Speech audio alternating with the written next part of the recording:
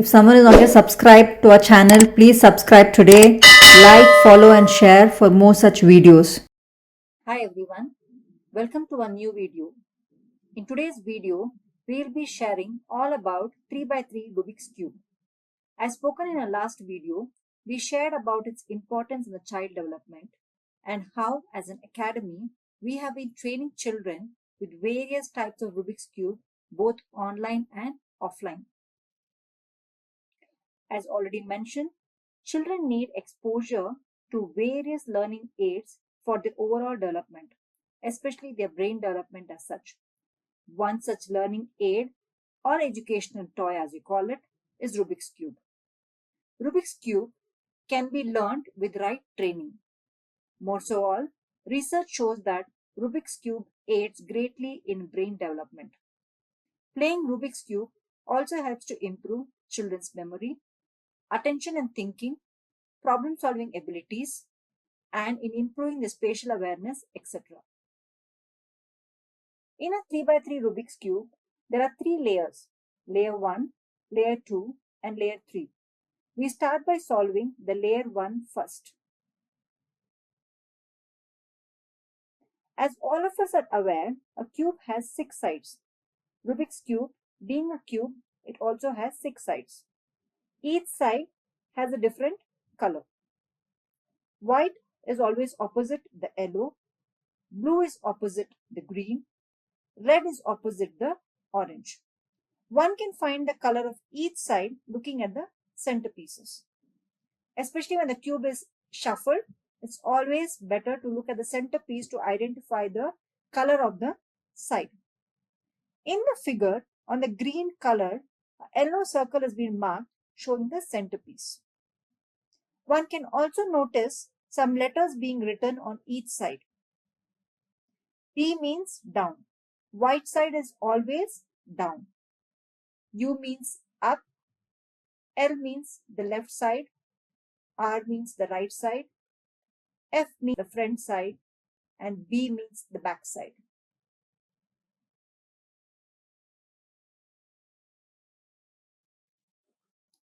We just saw how to find the centerpiece in the Rubik's Cube. Let's see now what's a corner piece and what is an edge piece. In the left side pic, one can see the corner piece marked with an yellow circle, and the right pic, one can see the edge piece being marked. In a Rubik's Cube, there will be 4 corner pieces on each side, and on each side there will be 4 edge pieces. When these 4 edge pieces match the centerpiece, it forms a plus sign. As already discussed, each side or the face is represented by a letter. R means right face, right side of the cube. L means left face, left side of the cube. U means up face, top side of the cube. B means down face, bottom side of the cube.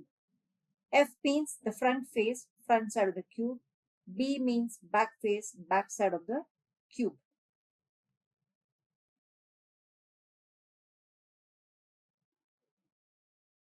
The cube is turned in clockwise or anti-clockwise direction based on a given algorithm or formulas.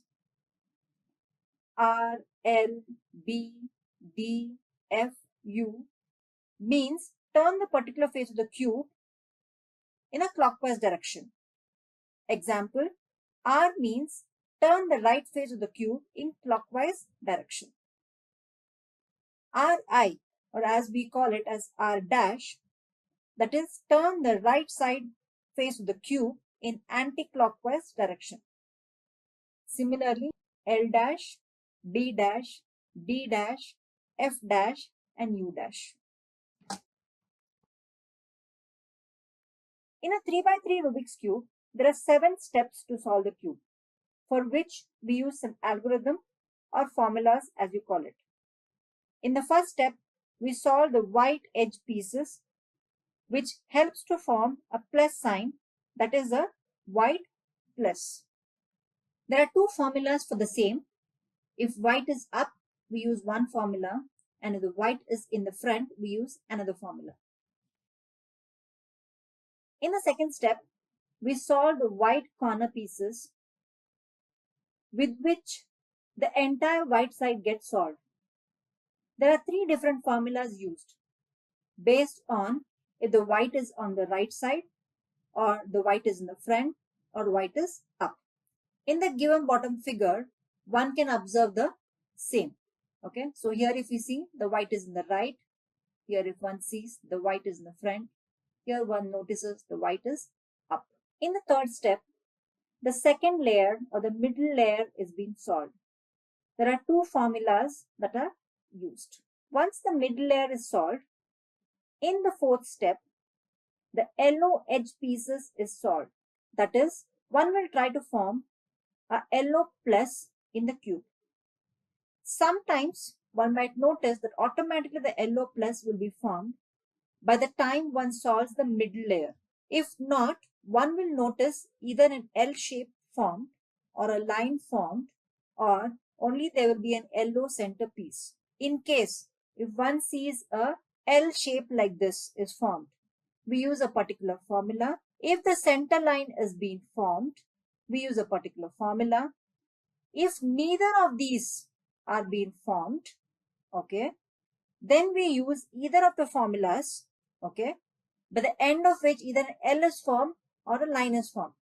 And then we use any of these particular formulas to form the yellow plus. In the fifth step, we try to solve the top layer edge pieces. This is the top layer edge pieces. Okay. Here in the first figure, we can notice that the colors are not matching the center pieces. So we use this particular formula. By using this, we can start matching the top layer edge pieces to the centerpiece. In the sixth step, we try to solve the yellow corner pieces. When I say the yellow corner pieces, these are the yellow corner pieces as such, for which we use two formulas. There are some rules to be followed as how one should keep the cube by solving this step. Finally, in the last step or the final step, that is the seventh, we try to solve the top layer or the third layer of the cube. There is only one formula for the same. Note, while doing so, one may notice that the cube is getting shuffled. But do not get panicked, as this is common. Use the same formula twice or max thrice. The cube will get solved completely. Thanks for watching our video. This video was presented by Crossroads Samhita E-Academy. We hope you will like it. If someone has not yet subscribed to our channel, please do subscribe today and like our video so that we will continue to educate you like this always. We are an academy located in Bangalore. We conduct classes both offline and online to children. We also provide teacher training. For more information, DM on the given number or log in to our website. Thanks and have a great day.